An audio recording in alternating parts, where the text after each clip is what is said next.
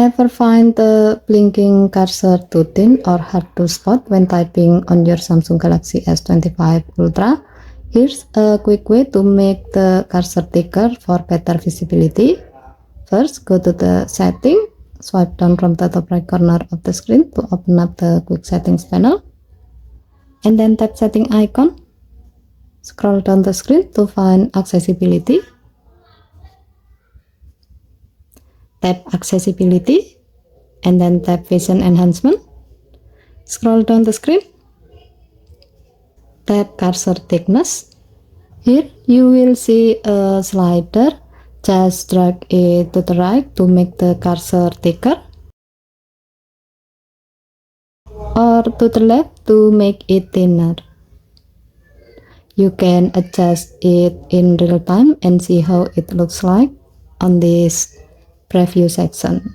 So given to the function, this is super helpful if you have vision difficulties or just want to make editing and typing easier by keeping track of the cursor more clearly.